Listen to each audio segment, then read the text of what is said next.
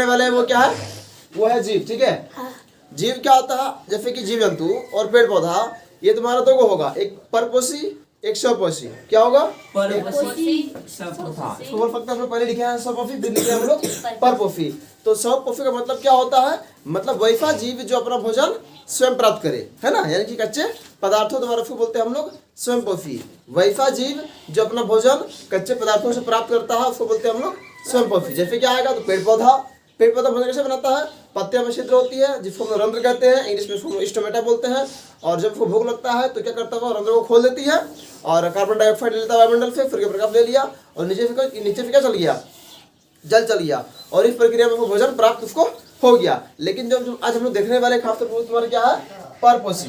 परपोषी का मतलब क्या होता है, तो परपोषी मतलब होता है कि जो भोजन के लिए जो है, जो जीव भोजन के लिए दूसरे जीवों पर निर्भर रहता है उसको बोलते हैं हम लोग परपोषी। ठीक है, बुझने वाला, वैसा जीव जो भोजन के लिए किसी और जीवों पर निर्भर रहता है उसको बोलते हैं हम लोग परपोषी। जैसे मनुष्य, क्या हम लोग अपना भोजन अपने पर बनाते हैं? नहीं, हमको चावल मिलता है, धान से चावल मिला है कि नहीं है, गेहूं मिला हम लोग को पेड़ पौधा से, तो वहाँ पे हम लोग किसी दूसरे माध्यम से भोजन का व्यवस्था करते हैं, तो वो हो गया हम लोग में क्या होंगे, परपोषी। लेकिन एक जीव है जो स्वपोषी भी है और परपोषी भी है, मतलब कभी कभी वह अपने से भोजन बना भी लेता है और कभी कभी भोजन की तलाश में वह किसी दूसरे जीव को खा भी लेता है। तो उसको लिख दिया है वो क्या तुम्हारा, युगलिना। क्या है वो, युगलिना। मतलब युगलिना ऐसा जीव है जो स्वपोषी भी है और परपोषी भी है। बात बुझने में क्या, युगलिना ऐसा जीव है जो स्वपोषी भी है और परपोषी भी है। तो स्वपोषी का मतलब क्या होता है, स्वपोषी का मतलब हो गया वैसा जीव जो भोजन के लिए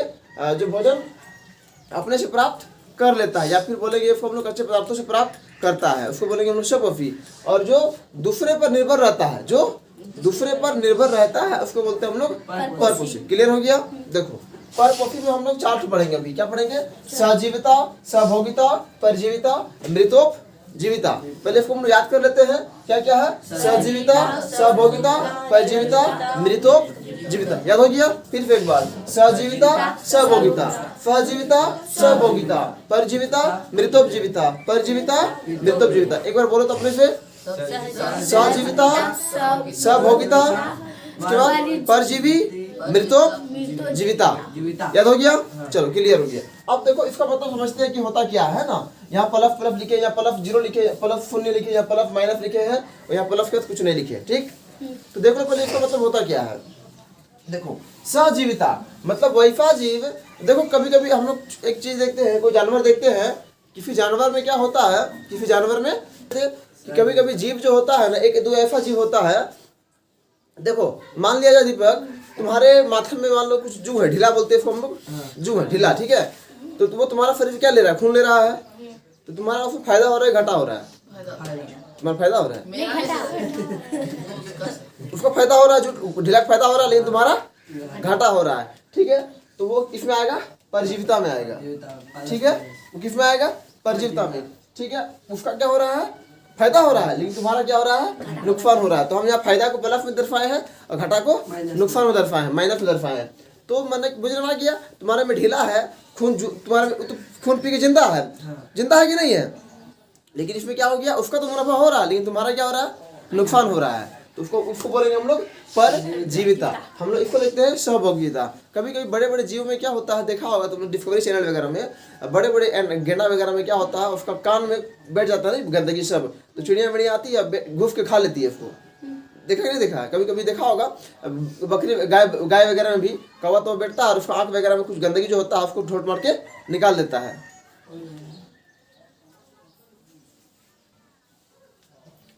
ठीक है, क्या देखते हैं हम लोग कि गाय भैंस के भी क्या देखते हैं, आंख में या तो फिर कान तक में क्या होता है, कुछ बैठता है पक्षी और उसका जो गंदगी है वो क्या करता है, उसको खा जाता है, बटोर लेता है, उसको प्रोटीन मिलता है हालांकि उसको। तो इसमें क्या हो गया, वो जीव का गंदगी साफ हो गया, वो कि नहीं हुआ, और उसको जो खाया उसका पेट भर गया। तो इसमें क्या कोई किसी को नुकसान हुआ, दोनों का क्या हो गया, दोनों का प्लस हो गया। तो वैसा जीव जिसमें दोनों घटा ना लगे, दोनों को फायदा ही फायदा हो, तो उसको बोलेंगे हम लोग सहजीविता। क्लियर हो गया। और इसमें क्या होगा, स्वभोगिता। जैसे कि मान लो एक को प्लस होगा, एक का कोनो फायदा भी नहीं, नुकसान भी नहीं, कुछ नहीं होगा। जैसे कि मान लिया जाए, तुम मान लो यहाँ जा रहा है 3 पहाड़, कहाँ जा रहा है, 3 पहाड़ जा रहा है, ध्यान देना, 3 पहाड़ जा रहा है, तुम बाइक पे जा रहा था अकेले, अब रास्ता में कोई बैठा गया, बोले कि भैया लेके चलिए हमको भी, तो तुम्हारा कोई नुकसान है क्या उसमें? तुम तो अकेले चाहिए रहा था, उसको लेके बैठा लिया, चल गया, वो पहुंच गया, तो उसका फायदा हो गया, तुम्हारा घाटा भी नहीं हुआ, नुकसान भी नहीं हुआ, तुमको जाना ही था वहाँ पर। बात तो बुझा कि नहीं बुझा? बुझ गया? तो मतलब इसमें क्या होगा कि एक ठो का फायदा तो होगा, लेकिन दूसरे का ना तो नुकसान होगा और ना ही उसका फायदा होगा, तो उसको बोलेंगे हम लोग सहभोगिता। क्या बोलेंगे? सहभोगिता। और जिसमें दोनों जीवों को क्या हो, बेनिफिट हो, उसको बोलेंगे हम लोग सहजीविता। और जिसमें एक ठो को फायदा हो और एक को नुकसान फायदा दोनों कुछ ना हो, उसको सहभोगिता। ये बुझने में आ गया तुम लोग को परजीवी क्या होता है, ढीला वाला बात समझ में आ गया था। अब ये देखो मृतोपजीविता क्या होता है, वो मृतोपजीविता। इसमें क्या होता है, एक ठो को पलक होता है, दूसरे को क्या होता है पता नहीं चलता है। देखो कभी कभी क्या नजर आता है हम लोग को, एक पेड़ होता है ना, मृतोपजीविता में क्या पेड़ देखो, अब पेड़ के ऊपर देखा है, पेड़ के ऊपर में क्या होता है, जैसे कि मान लो कभी कोई पेड़ है, झुनझुनी खजूर का पेड़ होता है, उसके उसमें देखा होगा कि फाइट में क्या होता है, उसका कोई लत निकल जाता है कि नहीं है? तो वो उसमें क्या हो, एक तो फायदा हो ही रहा है, लेकिन दूसरा को नुकसान भी नहीं हो रहा, कुछ भी नहीं हो रहा, कुछ पता नहीं चल रहा क्या हो रहा नहीं हो रहा, तो उसको बोलेंगे हम लोग मृतोपजीविता।